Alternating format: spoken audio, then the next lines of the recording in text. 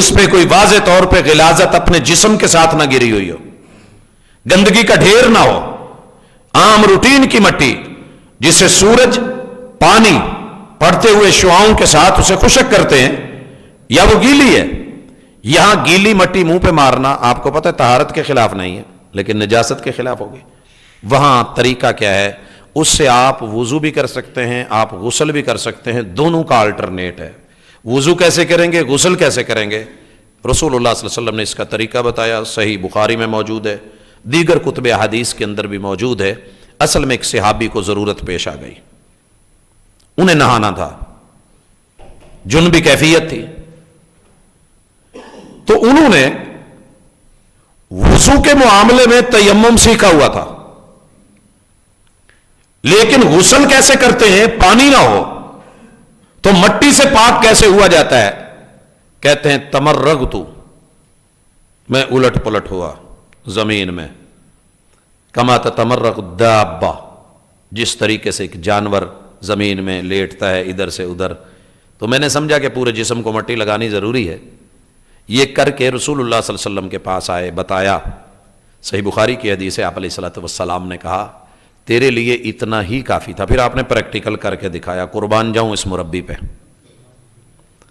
ہم نے اکثر نظریاتی باتیں کی ہیں، ممبر و محراب تک ہی تقریباً رہے ہیں، آپ علیہ الصلوۃ والسلام نے اس عظیم ہستی اور مربی نے بسم اللہ پڑھی، دونوں ہاتھ زمین پہ مارے، ایک ضرب، ایک ہی دفعہ زمین پہ دونوں ہاتھ مارے۔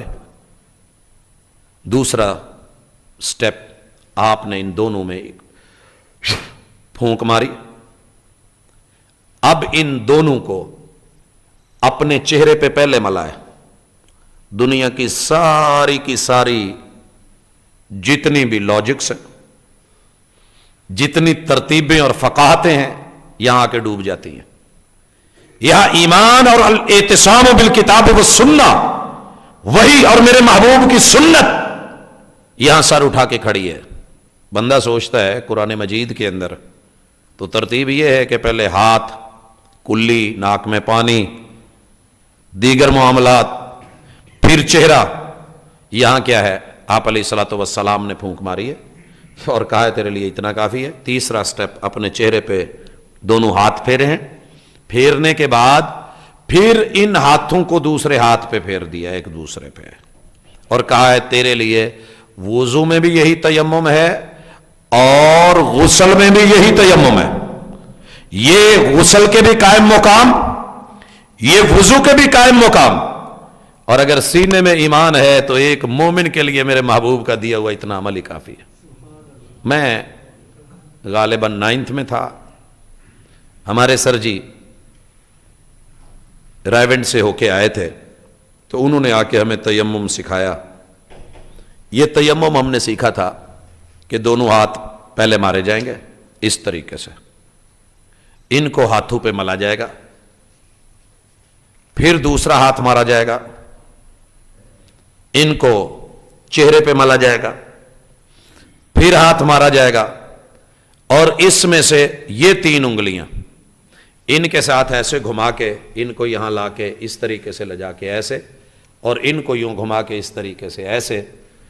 89 تلک ہم یہی کرتے رہے، کبھی کوئی ضرورت پڑی تو یہی کیا، لیکن جب 89 میں آ کے جامع سلفیہ میں محمد رسول اللہ صلی اللہ علیہ وسلم کا پریکٹیکل پڑھا تو تعجب ہوا۔